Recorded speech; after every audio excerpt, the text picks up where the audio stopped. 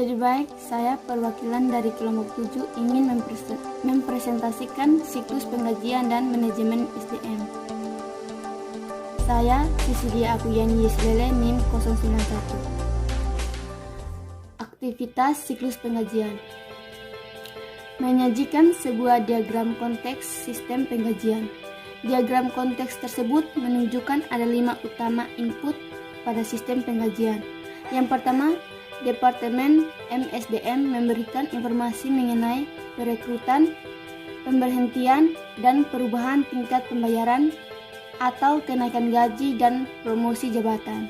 Yang kedua, para pegawai mengajukan perubahan terkait potongan yang mereka tentukan secara bebas, misalnya iuran untuk dana pensiun. Ketiga, departemen memberikan data mengenai jam kerja aktual para pegawai. Yang keempat, para petugas pemerintahan memberikan tingkat pajak dan instruksi untuk memenuhi ketentuan peraturan. Begitu pula dengan perusahaan asuransi. Yang kelima, serta organisasi lain yang memberikan instruksinya agar menghitung dan membayarkan berbagai potongan gaji untuk pembayaran pajak. Selanjutnya, memvalidasi data waktu dan kehadiran. Langkah kedua dalam siklus penggajian adalah memvalidasi setiap data waktu dan kehadiran pegawai. Ada 2 hal terpenting dalam memvalidasi data waktu dan kehadiran pegawai. Yang pertama, proses. Bagaimana data waktu dan kehadiran pegawai dikumpulkan secara berbeda bergantung pada status bayaran pegawai. Bagi para pegawai yang dibayar berdasarkan jam, banyak perusahaan menggunakan kartu waktu dan untuk mencatat waktu kedatangan keberangkatan pegawai setiap harinya. Yang kedua, ancaman dan pengendalian. Ancaman utama terhadap aktivitas penggajian adalah data waktu dan kehadiran yang tidak akurat. Ketidakakurat dalam catatan waktu dan kehadiran dapat mengakibatkan biaya tenaga kerja yang meningkat dan laporan biaya tenaga kerja yang keliru. Selanjutnya, menyiapkan penggajian. Mengelola catatan pendapatan kumulatif yang akurat sangat penting untuk 2 alasan. Yang pertama, karena potongan pajak sosial security dan potongan lainnya memiliki visa batas, dan perusahaan harus tahu kapan untuk melakukan potongan untuk pegawai individu. Yang kedua, informasi diperlukan untuk memastikan bahwa sejumlah pajak dan potongan lain yang sesuai dibayarkan kepada petugas pemerintahan, perusahaan asuransi, dan organisasi lainnya. Seperti United Way, informasi ini juga harus disertakan dalam berbagai laporan yang diajukan ke petugas-petugas tersebut. Berikut daftar dan penggajian dibuat. Penggajian. Pertama, daftar penggajian. Daftar penggajian adalah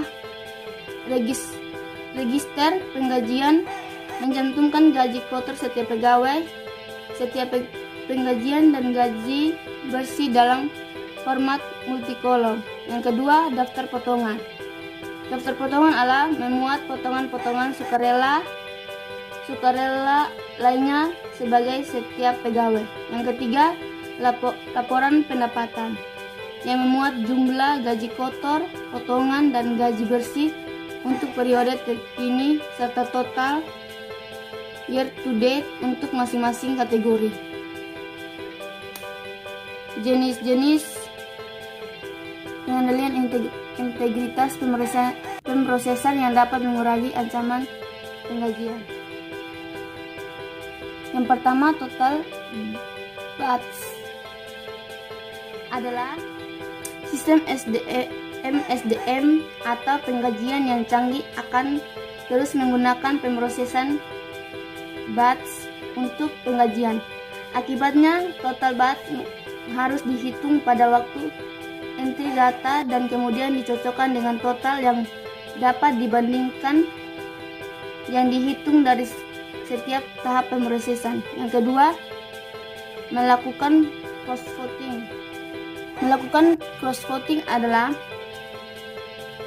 akun total dari kolom gaji bersih harus sama dengan total gaji kotor dikurangi potongan total. Jika tidak sama, maka sebuah kesalahan terjadi dalam pemrosesan dan perlu segera diselidiki dan dikoreksi. Yang ketiga, akun clearing penggajian adalah akun clearing penggajian adalah sebuah akun buku besar umum yang digunakan dalam proses 2 langkah untuk mengecek keakuratan dan kelengkapan dari pencatatan penggajian dan alokasi lebih lanjut terhadap pusat-pusat biaya yang sesuai.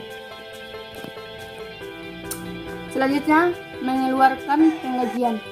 Prosesnya adalah setelah cek gaji disiapkan, petugas keuangan memeriksa dan menyetujui daftar penggajian. Sebuah voucher pencarian kemudian disiapkan untuk mengotorisasi transfer dana dari rekening pengecekan umum perusahaan rekening bank penggajian. Ancaman besar dalam proses penggajian adalah pencurian cek gaji, penerbitan cek gaji ke pegawai fiktif, atau penerbitan cek gaji ke pegawai yang telah diberhentikan. Hal ini meningkatkan biaya dan kehilangan kas. Cara untuk mengatasi ancaman tersebut adalah sebagai berikut. Yang pertama, akses terhadap cek gaji kosong dan terhadap mesin tanda tangan cek harus dibatasi. Yang kedua, seluruh cek penggajian harus secara urut dan dinomori sebelumnya dan secara periodik diperhitungkan. Yang ketiga, kasir harus menandatangani seluruh cek penggajian hanya ketika didukung dengan dokumentasi yang layak. Selanjutnya, menghitung dan mengeluarkan pajak penghasilan yang dibayar pegawai serta potongan pegawai sukarela. Prosesnya adalah para atasan harus membayar pajak sosial security sebagai tambahan terhadap jumlah potongan dari cek pegawai. Hukum pemerintah pusat dan negara bagian juga menghendaki para atasan untuk mengontribusikan persentase tertentu dari setiap gaji kotor pegawai sampai dengan batas tahunan maksimum. Ancaman untuk dalam aktivitas ini adalah kegagalan untuk melakukan pembayaran yang diperlukan, pembayaran yang tidak tepat waktu, atau kesalahan dalam pembayaran tersebut. Ancaman ini dapat menimbulkan denda dari petugas pemerintah dan